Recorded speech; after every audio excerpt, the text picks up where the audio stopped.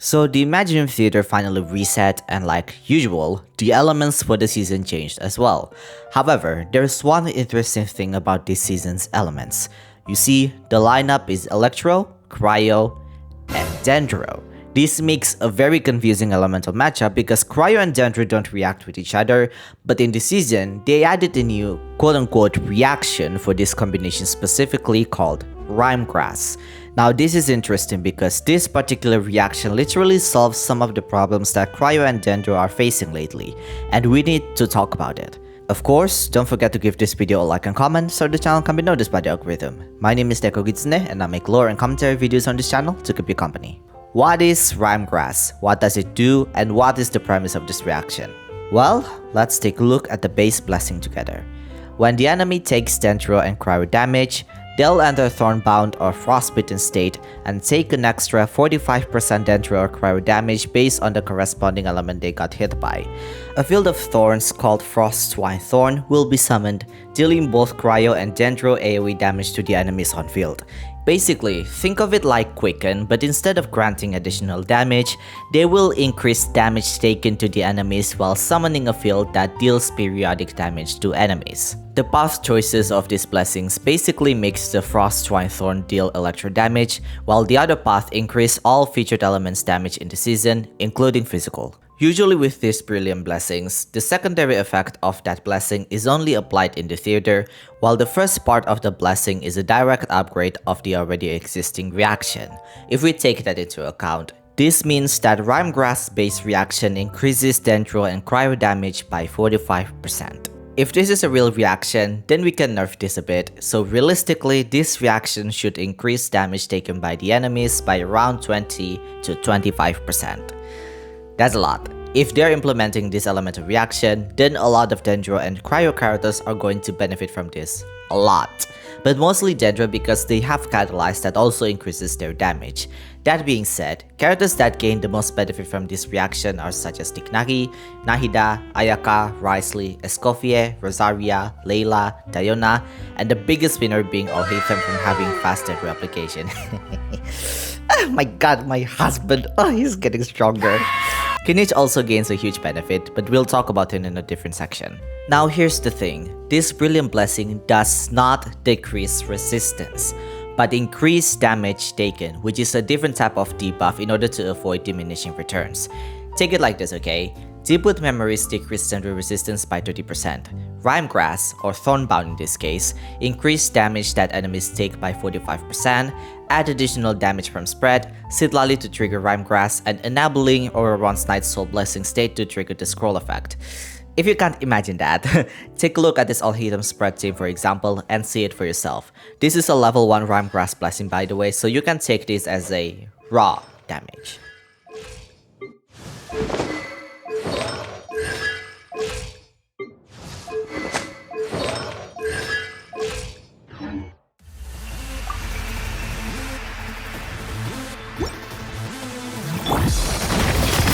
우리 집에 놀러와.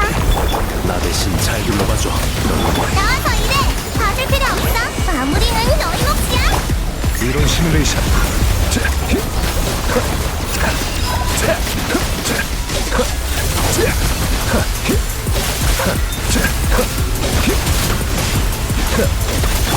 이따가 조금 아프. 나와서 일해. 치 밑에. 자, 모두한테 인사해. 잘. 박한 별한테 혼나보시지.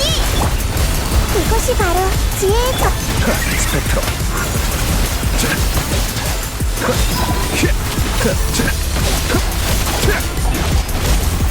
잘 받아.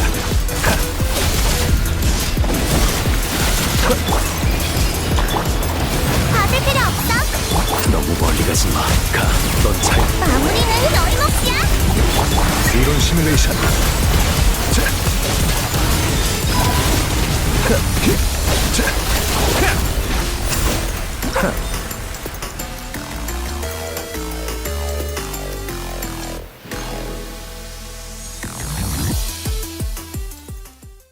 Now this may not look that impressive, but this boss has higher HP than what you see in Spiral Abyss.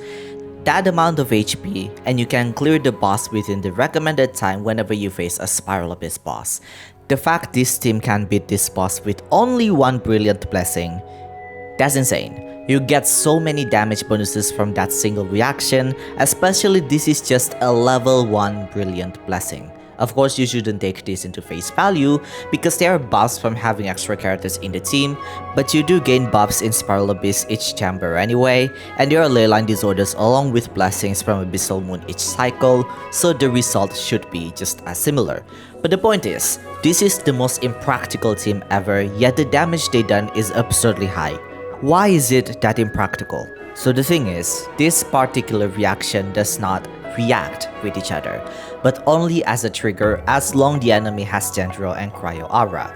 Hence, the scroll effect can't trigger on Citlali, while in Auron's case, it only triggers the 12% of the additional damage bonus if there's no Natlan characters or Hydro characters to trigger the Electro Charge. Not only that, you might see me struggle with the cycle a little bit, and that's because realistically speaking, if we take this team outside of the Imaginarium Theater, this won't work.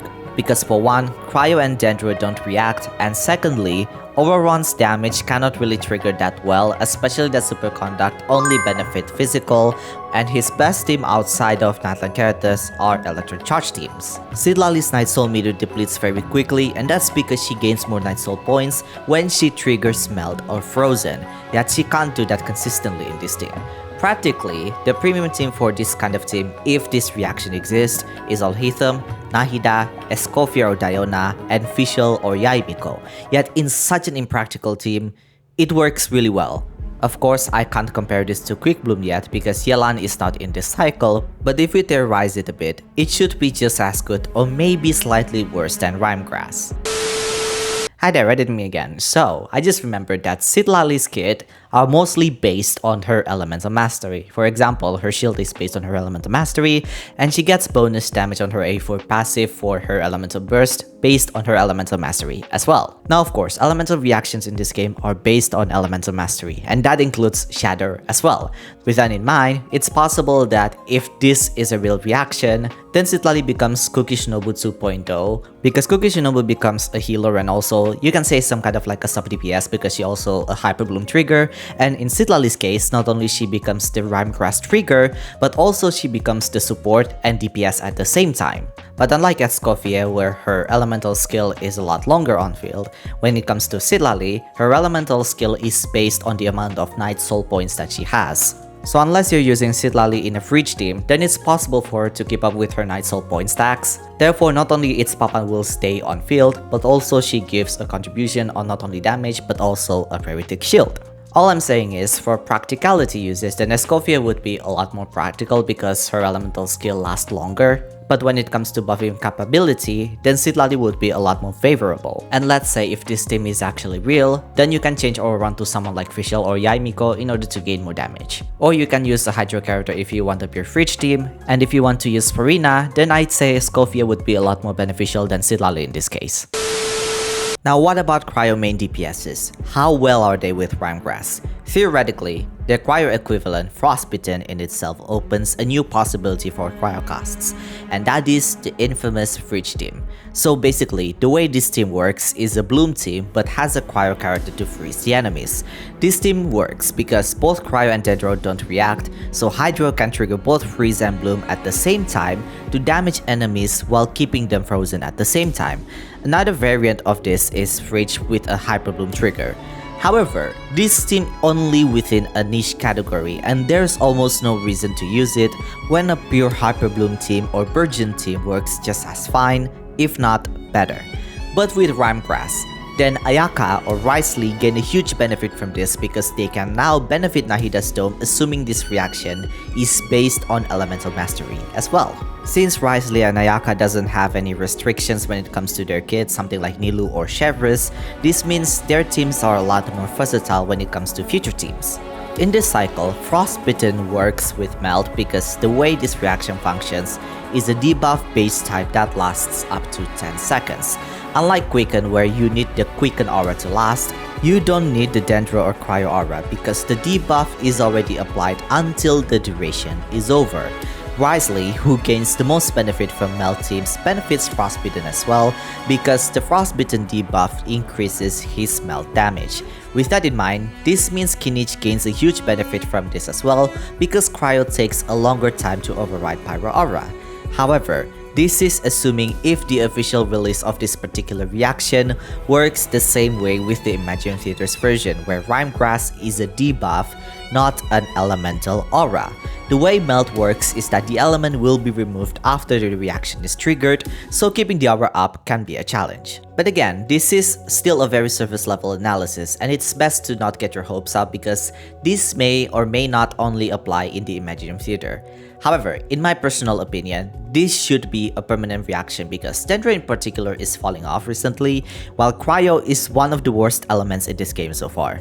This comes to the next section. So as of late, Dendro has been falling off, but not necessarily because the element is bad, as in the reactions are bad, but because the HP inflation caught up to most of the casts. You can think of it like Hu Tao and Ito, who have recently fallen off due to being outdated, especially with Arlecchino, Malvuika, and Navia's appearance. Some of the Dendro characters that stayed relevant are Kinich and Emily, where Burning and Night Soul damage are favored quite highly in recent endgame modes or enemy releases. Foresa, Yansan, and Auron are the recent releases, yet their teams don't need Dendro to function. But in my opinion, it shouldn't be a defining factor for Dendro to be buffed anyway because they still clear content just as fine. Quick Bloom and Quicken teams are still powerful, and we have both Emily and Kinich to keep Dendro relevant in the current state of meta. Although to be fair, I don't really like how they treat Burning because Burning skills of Elemental Mastery, yet in case for Emily and Kinich, Burning is just a trigger to increase their damage from Talon, and they still favor raw attack stats. I was expecting something like a GOT Burning DPS, something like you can say Kafka or Black Swan from Honkai Star Rail, because that would have been an interesting gameplay choices. But overall, with how Dendro works nowadays, I'd say they're still in a very good spot. They've fallen off, yes, but not deep enough to the point they desperately need a buff. Their fall is just an inch. It's not deep enough to the point it's something like Geo where it's just beyond savoring at this point. The only way for Geo to survive is by having the character themselves good, something like Shilonen, Navia, and Zhongli, where they're good not because of their element, but because their kit is good. So basically they just save themselves. As for Cryo's case, I'd say this is a good thing because Cryo reactions are just terrible. Like seriously, why do you think they don't rerun Cryo casts often enough? It's only nowadays that they decide to do that, especially now that Not Cry and Snezhnaya are going to release, so obviously they have to do something to make Cryo good in one way or another. Anyways, Melt is the only reaction that is good, where it increases their damage, and Frozen is only good if the enemies can be frozen. Otherwise, Frozen is terrible facing unfreezable enemies because, well, it basically does nothing. While Superconduct is an unfortunate reaction that no one uses for being a physical-based reaction. There's even another reaction called Shatter, but no one uses it because only heavy attacks can trigger this reaction. They sorta buff Cryo with the release of Escoffier, but Escoffier only buffs Freeze's reaction, and it can be very uncomfortable to use Cryo without her.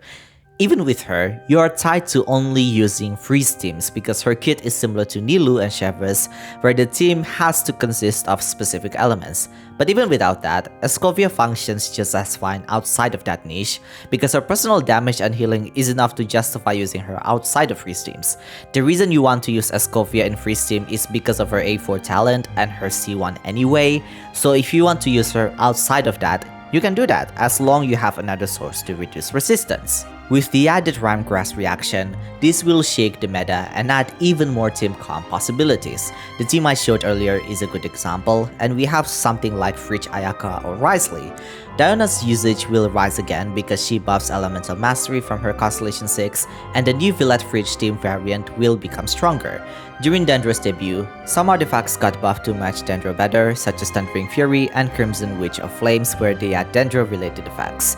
With that in mind, some artifacts and even characters like Nahida, Dendro Traveler, and Baiju might get buffed as well because their kit benefits all Dendro reactions including Burning. Dendro Traveler's Elemental Burst could be something similar to what the Frostwine Thorns does when it reacts with Dendro. Now this is additional point that I want to add, but Electro and Physical surprisingly gets noticed in this reaction. So you see, the first path of this buff allows AoE Thorns to also deal Electro damage while decreasing the Electro resistance. If you choose the second path, it will increase all featured elemental damage including Physical. Let's say if this reaction is a stacked reaction. This means not only Dendro and Cryo get buffed, but also Electro and Physical as well. This means characters like Razor, Eula, Fremine, Raiden Shogun, Cloran, and Keqing gain a huge benefit from this as well. Of course, I don't think it'll be 100% the same, but if Rimegrass reaction is stacked like this, then this gives more opportunity for Electro characters and even physical units to shine as well. Now with the way Rimegrass works right now, do I think it should be 100% like this? Probably not. I think we all know at this point, but this is definitely a testing phase because if you don't know, they always do surveys at the end of each patch, and that survey is the determining factor on what comes in the next patch. It's definitely a strong reaction, but it needs some polishing, especially this reaction function by applying a debuff instead of applying an aura. If it's an aura, it can be inconsistent for Cryo teams but strong for Dendro because Quicken and Rimegrass in this theater can stack. Or if they want to keep both the AoE element, then make this as a field reaction where the debuff will only take place if the enemy is on the Sate field.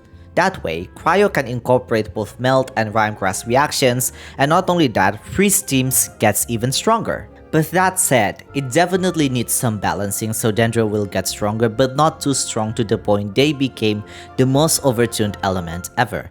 The reaction itself is also very complicated, so it'll be a good thing to simplify the way this reaction works. Finally, do I think they should add this reaction outside of the Imaginarium Theater? Heck yeah! This adds new gameplay possibilities to keep the players engaged and use the characters that they want. So this part of the video is not scripted, and honestly, I feel like I am improving when it comes to unscripted part of the videos. But here's the thing, okay? So Dendro in itself is actually quite related to the lore when it comes to catalyzed reaction. So according to one of the videos when they introduced Dendro, both Dendro and Electro actually has a deep connection when it comes to their history. Unfortunately, this was not elaborated in the game and there's no records of history that was being mentioned about this particular statement, but when it comes to the environmental clues, it is implied that the goddess of flowers or Nabu Malikata wields the power of Electro, or maybe she is an Electro god. So why is that? Well, in the world quest called the Dirge of Bilqis, we have to explore some of the caves, and these caves happen to have some Electro elements in it, such as the cave is surprisingly purple, there's also Electro slimes, and there's even some Electro crystals around. Not only that, the original color of Padisara is supposed to be fuchsia or purple, yet the ones that we saw is surprisingly blue. During Sumeru's Archon Quest Act 2, when we saw Nilu dance, the Padisara bloom into a more purple color that is close to the color of Electro. And the more interesting part is the consecrated beasts that are in Sumeru. So these beasts actually form when they eat the remains of a higher being, such as gods for example. In the Desert of Hadramafeth, we see the Anemo, the Pyro, and the Electro ones. The Anemo one is related to the Setek Winat, the Pyro one likely related to King Deshret or Amun al-Akmar, while the Electro one is likely related to Nabu Malikata. It's even more interesting because we actually see some of these consecrated beasts in Inazuma and Fontaine as well. In Inazuma, we see the Electro consecrated beast in Yashiori Island, which makes sense because it's likely that Orobashi is heavily affiliated with Electro, while in Fontaine, we see the Hydro and the Pyro one, which likely related to Elinas being related to both Hydro and Pyro. Coincidentally, in the Girdle of the Sands, there's the Dendro and the Hydro equivalent of these consecrated beasts, and the Hydro one is likely related to Egeria, while the Dendro one is of course the Greater Lord Rukkhadevata. One of the NPCs in Aranyaka questline also said that Electro is good for plants, and it's quite interesting because the Paris are created by three goddesses, that being Rukkhadevata, Egeria, and Goddess of Flowers. Some of the plants in Sumeru also react with Electro, such as the mushrooms, and they also react with Pyro as well. So this likely relates to the friendship between Greater Lord Rukkhadevata, King Deshret, and Nabu Malikata as well. With that said, it's likely that Nabu Malikata is indeed an electro god. Now, if Rimegrass is going to be a law-related reaction, then how is it going to be? Well, for starters, some of the plants in this game actually react to the moon. Or more specifically, they bloom at night, such as the glaze lilies in Liyue and the Niloplata lotuses in Sumeru. Since Notcry, Snezhnaya, and the Ceritsus plants have something to do with the moon, then it's likely that this reaction is actually based on that as well. The Ceritsus plant also have something to do with burning the Irminsul, so it's more than likely it has something to do with this. Now, do I think this reaction will be heavily related to the lore? Probably not, but if that's the case, then it's likely that it's going to be the same like how they do with the Quicken reaction, where we have to find these connections ourselves. But of course, this is the Imaginarium Theater that we're talking about, and everything in this mode somehow predicts everything that we can expect in the future patches. Everything about the Hexen Circle is always more than what meets the eye, okay? They always talk about these cryptic things, and now they started to make a new make-do reaction per se. You just know, these old hacks always plan something for us to the players. Something eerie about this reaction is that it looks so similar to what you see from the Irminsul branches in the Dragon Spine and in the Chasm. Not only that, Dendro is related to the Irminsul, while the snow here sometimes relate to the angels. Now you see where I'm cooking here? If that's going to be the case, then let's say that this reaction is real. Let's say that this reaction somehow foreshadow what we can expect in Notcry. So what is it going to be? First of all, the Irminsul. Secondly is of course the angels. Third, the moon. And of course, how is it going to relate with Khaenri'ah? And of course, the eternity that always being mentioned in Natlan as well. Kukulkan mentioned plenty of times that evolution is the only thing that, let's say, that can counter eternity, and eternity is heavily associated with Electro. Nahida also gave away her gnosis just like that after knowing the secrets of the fake sky, so it's likely possible that everything starts to connect. Even maybe Nahida starts to make an appearance in Notcry. Who knows at this point, am I right? But I'm not going to continue this further because I feel like I just spew a lot of nonsense at this point, and we can talk about this in another video. So back to the gameplay itself, in my opinion, this is definitely their way to boost sales for Cryo characters because they know the state of Cryo right now is not good and won't do anything good other than melt and freeze. Honestly, if they're smart enough, they can take advantage of physical because it's clearly the abandoned child, but let's say I assume they just want to add more variety to Cryo and make them flashier, so they add this playtest and see how it goes. However, I would say it's a success because I never thought that using Ayaka and Escoffier in a Dendro team would be really fun. Ayaka in particular rises in popularity recently because of the release of Escoffier, and I can imagine her to keep on rising if Rimegrass becomes an official element. Skirk is also coming soon, and this could be a test play to see how Skirk fares when the new reaction is up. With that said, what do you think of this new reaction? Do you think they should add it or not? Let me know in the comments. Jana!